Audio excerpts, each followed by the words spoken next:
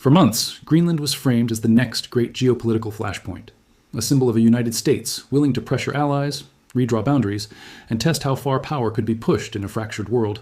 And then, quietly, at Davos, the posture changed. Between January 21st and 23rd, Donald Trump publicly ruled out the use of military force to take Greenland, the F-want. Or was time he had done so explicitly, and within the same window, the administration canceled a package of tariffs on European goods that had been scheduled to take effect on February 1st. European leaders immediately framed the moment as proof that collective resistance works, that standing firm against American pressure produces results, and that the era of unilateral U.S. leverage may be weakening. The symbolism mattered as much as the policy shift. Trump did not announce a grand reversal or a strategic recalibration.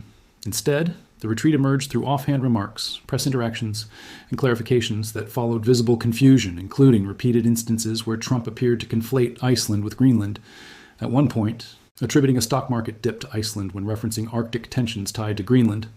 In isolation, such moments might be dismissed as verbal slips. But in geopolitics, perception is substance, and allies and adversaries alike read them as signals. The message Europe took away was simple. Pressure worked, persistence mattered, and Washington blinked first. NATO.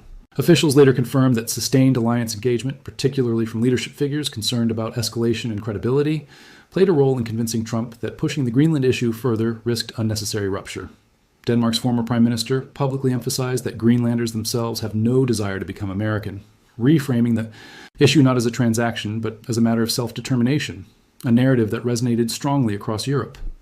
Canada's prime minister went further, warning that the episode had created a rupture in transatlantic trust that would not easily be repaired, even if immediate tensions cooled. At Davos, the story hardened quickly into a shared interpretation. This was not restraint out of strategy, but retreat under pressure. The fact that tariffs were canceled alongside the Greenland de-escalation reinforced that view, suggesting a broader effort to stabilize relations after weeks of escalating rhetoric. Markets reacted calmly, but political capitals did not. For Europe, this was evidence that American power, while still immense, is no longer absolute, and that unified resistance can impose limits. For Washington, whether acknowledged or not, the episode exposed the cost of overreach in a world where alliances are no longer guaranteed to absorb shock without consequence. The Greenland episode did not end in confrontation. It ended in recalibration, and in geopolitics, recalibration under pressure is noticed. What makes this moment significant is not that force was ruled out, but that it was ruled out publicly after months of ambiguity, and only after allies signaled that escalation would fracture institutions Washington still relies on. In international politics, credibility is cumulative, and once a leader backs down visibly, future threats are discounted more quickly. Europe's celebration is less about Greenland itself and more about precedent. If pressure from NATO partners, economic signaling, and unified messaging can force a reversal on an issue framed as strategic, then similar tactics may be used again, whether on trade, defense spending, or foreign policy alignment. This recalibrates alliance dynamics in subtle but lasting ways. Allies become more willing to test boundaries. Adversaries become more willing to probe. The United States remains the dominant military and economic power, but dominance is not the same as leverage, and leverage depends on belief. When that belief weakens, even slightly, the system adjusts. The Greenland episode also exposes a deeper tension inside American strategy. On one hand, there is an impulse toward assertive bargaining, using tariffs, threats, and pressure to extract concessions. On the other, there is a growing recognition that allies now have alternatives, whether economic, political, or institutional, and that pushing too far risks isolation rather than compliance. The Davos retreat reflects that contradiction. By canceling tariffs and ruling out force, Washington reduced immediate risk, but it also confirmed to European leaders that escalation can be resisted successfully. That lesson will not be forgotten. The confusion over geography, amplified by global media, further undercut the seriousness of the threat narrative, transforming what had been framed as strategic competition into an optics problem. In modern geopolitics, optics travel faster than policy.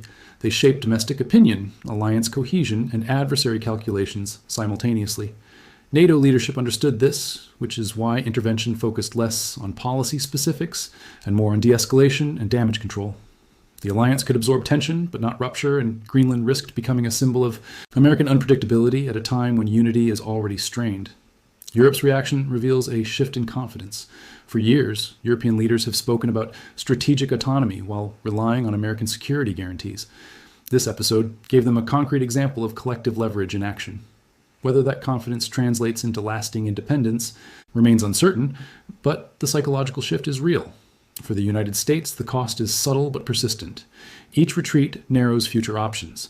Each back-down threat invites skepticism next time. This does not mean American power is declining, but it does mean it is being contested more openly, even by allies. The Greenland episode will not be remembered for what happened there, but for what did not happen, and why. It marks a moment where pressure met resistance, where escalation met constraint, and where the outcome suggested that the post-Cold War hierarchy is no longer taken for granted.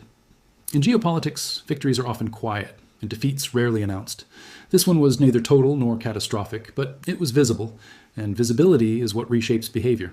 Europe learned that unity matters. Washington learned that ambiguity has limits. And the world learned that even superpowers recalibrate when credibility is on the line.